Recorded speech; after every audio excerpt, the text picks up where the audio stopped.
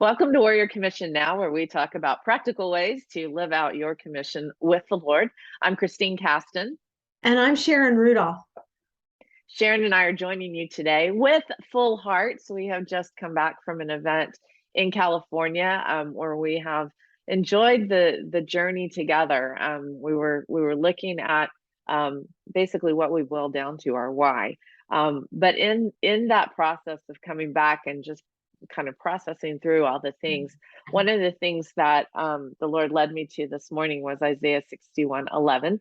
And in that whole chapter, the first part of that is what we would call Jesus' identity statements, because that's where he talks about who he is and what he read in front of the synagogue, the people in the synagogue. And he said, this has been fulfilled. And they got a little upset about that. But, but he was just saying, this is who I am. But at the end, it says, in verse 11, it says, for as the earth brings forth its bud, as the garden causes the things that are sown in it to spring forth, so the Lord God will cause righteousness and praise to spring forth before all the nations. And so we're titling this, It Will Spring Forth. And I think part of it is just to encourage you. The world's volatile. There's a lot going on, but just to encourage you in this promise of the Lord of it will spring forth. Sharon, do you want to talk a little bit about what's on your heart for this verse, for what God's saying to your heart right now? Well, I love how God's designed things a certain way. The earth produces sprouts, and the garden causes things sown in it to spring up, right? And there's those things on the earth that God brings forward because he created the world. But I believe we each have the garden of our own heart, the garden of our own lives. And there's things we sow in. And when you sow in the things of God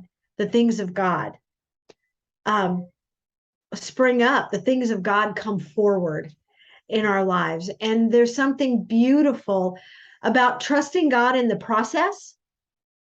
In the dirt, so much happens that we never see. Mm-hmm. And there's so much that God does in our lives that we don't see. But then we will see what comes to the surface. Mm-hmm. And there's just so much hope in that.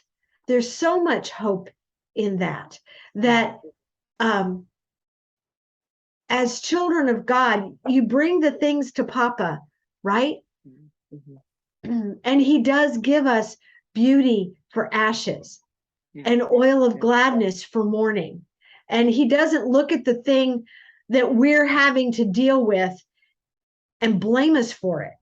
He just takes it in the garden of our life and brings something beautiful out of it. Yeah. And there is joy and hope in that place. Mm-hmm. Yeah.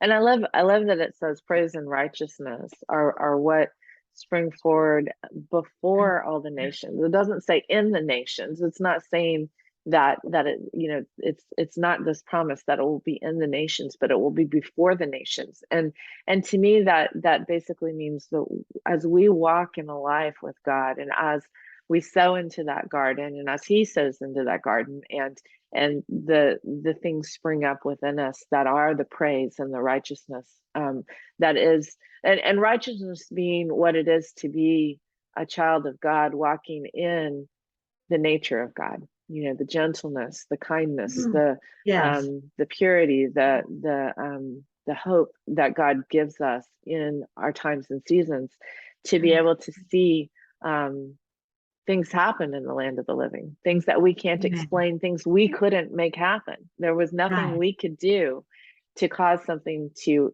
happen. And yet God is moving, and he's continuing to pour into us so that we continue to rise up in praise to him, and really become a life of praise for him. Right. Because people are attracted to the kindness, they're attracted to the gentleness, they're attracted to people who truly authentically love them, not manipulative, but true. Yeah. They look in your eyes and they see, wow, this person really cares about me. I'm Right. valuable to them. And that changes us, that compels us to step into what God has for us, because we're seeing Jesus through their eyys. We're seeing how Yes. God is being released through the eyes of those who love him and who know how to receive his love and then give it to others. So to me, that's really what we're stepping into with this, is we're looking to say, okay, God, you've made a promise that it will spring forth. Right. And the question is, what is it? Well, it is Yeah. the praise and the righteousness.